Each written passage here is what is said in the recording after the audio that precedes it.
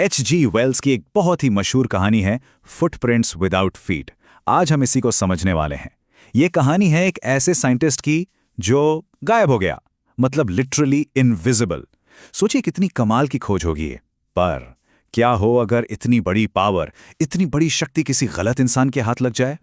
अच्छा, कहानी में आगे बढ़ने से पहले 1 मिनट के लिए सोचते हैं। मान लीजिए किसी को इनविजिबल होने की पावर मिल जाए, तो वो इंसान क्या करेगा?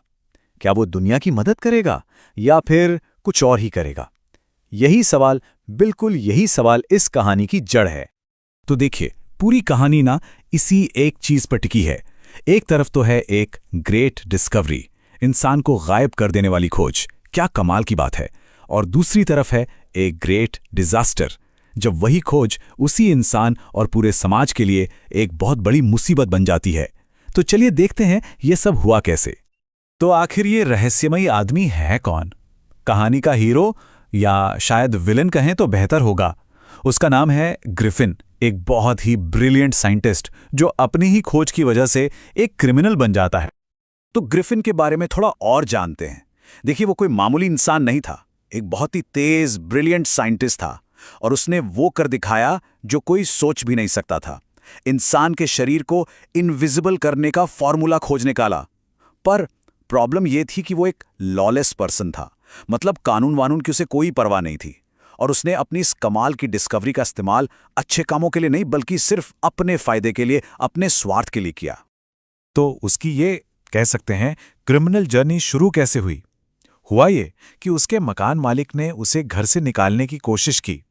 ग्रिफिन को इतना गुस्सा आया कि उसने बदला लेने के लिए उसके घर में ही आग लगा दी। अब पकड़े जाने का डर तो था ही, तो बचने के लिए उसे अपनी इनविजिबिलिटी वाली पावर का इस्तेमाल करना पड़ा। और बस यहीं से उसकी सारी मुश्किलें शुरू हो गईं।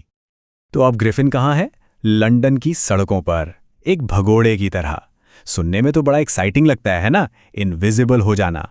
पर असलियत में उसके लिए ये कोई एडवेंचर नहीं था, बल्कि जिंदा रहने का एक स्ट्रगल बन गया था। और यहीं पर कहानी में एक बहुत ही इंटरेस्टिंग ट्विस्ट आता है। देखिए, ग्रिफिन खुद तो इनविजिबल हो सकता था, पर उसके कपड़े नहीं। इसका क्या मतलब हुआ? इसका मतलब ये हुआ कि अगर उसे पूरी तरह से गायब रहना है तो उसे लंदन की उस कड़ाके की ठंड में बिना कपड़ों के घूमना पड़ेगा। अब जरा इमेजिन कीजिए, लंदन की सड़कों पर चल रहे लोगों को क्या दिख रहा होगा? कीचड़ में अचानक से हवा में से पैरों के निशान बनते जा रहे हैं, पर निशान बनाने वाला कोई है ही नहीं। इन अजीबोगरीब पैरों के निशानों ने लोगों में एक डर और कंफ्यूजन का माहौल बना दिया। भाई, कोई कैसे समझेगा कि ये हो क्या रहा है? अब जिंदा रहने के लिए ग्रिफिन जुर्म के रास्ते पर और आगे बढ़ गया। सबसे पहले उसे भूख लगी थी, ठंड लग रही थी, तो वो एक स्टोर में घुस गया, खाना और कपड़ों के लिए। फिर थोड़ी गर्मी पाने के लिए और अपना हुलिया बदलने के लिए वो एक थिएटर कंपनी में घुस गया। वहां से उसने नकली नाक, चश्मा और चेहरे पर लपेटने के लिए पट्टियां चुराईं। और आखिर में उसे रहने के लिए जगह चाहिए थी, तो उसने पैसे भी चुराए। लंदन की भीड़भाड़ से बचकर ग्रिफिन को एक शांत जगह चाहिए थी, और इसी तलाश में वो पहुंचता है एक छोटे से गांव में जिसका नाम है आइपिंग। और यहां उसके आने से एक नया ही रहस्य शुरू हो जाता है। तो उसने आइपिंग गांव के एक सराय, मतलब इन में एक कमरा किराए पर ले लिया। उसे लगा कि चलो यहां शांति से रहूंगा, कोई परेशान नहीं करेगा। पर ऐसा होना नहीं था। गांव वालों को, और खास तौर पर सराय की मालकिन मिसेस हॉल को, उस पर शक होने लगा। और वजह भी बिल्कुल साफ थीं। पहली बात, उसका चेहरा हमेशा पट्टियों से ढका रहता था। दूसरा, उसका बर्ताव बहुत अजीब और रूखा था। चिड़चिड़ा रहता था, किसी से बात नहीं करना चाहता था, बस अकेला रहना चाहता था। और सबसे अजीब बात यह थी कि वो किराया हमेशा कैश में देता था, और वो पैसे ऐसे आते थे जैसे हवा में से निकल आए हों। मिसेस हॉल का शक अब यकीन में बदलने लगा था। वो मनी मन सोचती थीं, इस आदमी के साथ कुछ तो गड़बड़ है। और ये सिर्फ उनकी सोच नहीं थी, धीरे धीरे पूरा गांव यही महसूस करने लगा था। और फिर वो वक्त आ ही गया जब ग्रिफिन का राज पर्दाफाश होने वाला था। गांव में एक के बाद एक अजीब घटनाएं होने लगती हैं, और जाहिर है सारा शक उसी अजनबी मेहमान पर जाता है। तो देखिए, चीजें कैसे तेजी से बिगड़ने लगती हैं। सबसे पहले तो गांव के एक पादरी के घर में चोरी हो जाती है, पर चोर कौन था किसी को नहीं पता। फिर एक दिन मिसेस हॉल हिम्मत करके ग्रिफिन के कमरे में जाती हैं और देखती हैं कि कमरे का फर्नीचर अपने आप हवा में उड़ रहा है, कुर्सी उन पर हमला कर देती है। इसके बाद तो हद हो गई।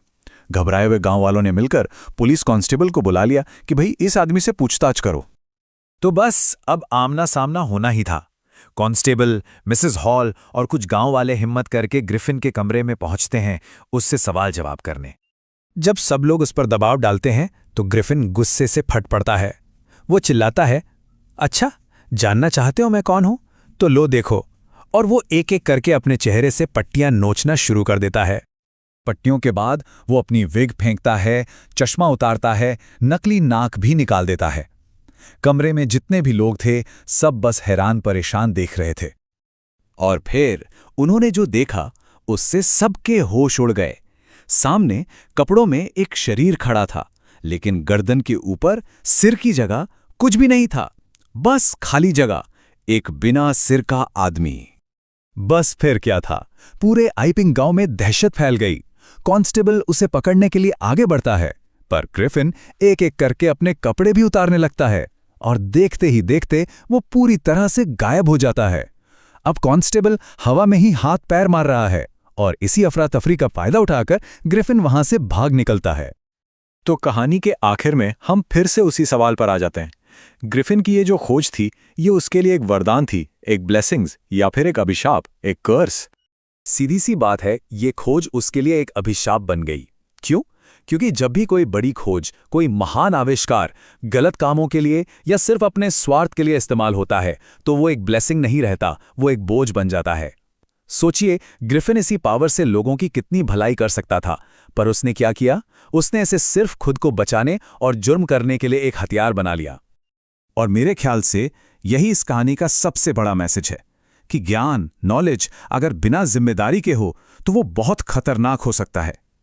साइंस में तरक्की करना बहुत जरूरी है, पर उससे भी ज्यादा जरूरी है हमारे अंदर वो समझ, वो नैतिकता जो हमें बताए कि इस तरक्की का इस्तेमाल सही दिशा में कैसे करना है। तो ये कहानी हमें इसी एक बड़े सवाल के साथ छोड़ जाती है, क्या एक मॉरल कंपस के बिना, यानी सही गलत की समझ के बिना, ज्ञान वाकई खतरनाक है? इस पर सोचना तो बनता है। नमस्कार दोस्तों, आप देख रहे हैं बी उज्ज्वल क्लासेस। अगर आपको इस चैप्टर की line by line explanation PDF बिल्कुल फ्री चाहिए तो देर मत कीजिए, अभी हमें हमारे व्हाट्सएप नंबर पर मैसेज कीजिए और पीडीएफ तुरंत पाइए। बी उज्ज्वल क्लासेस, पढ़ाई अब होगी और भी आसान।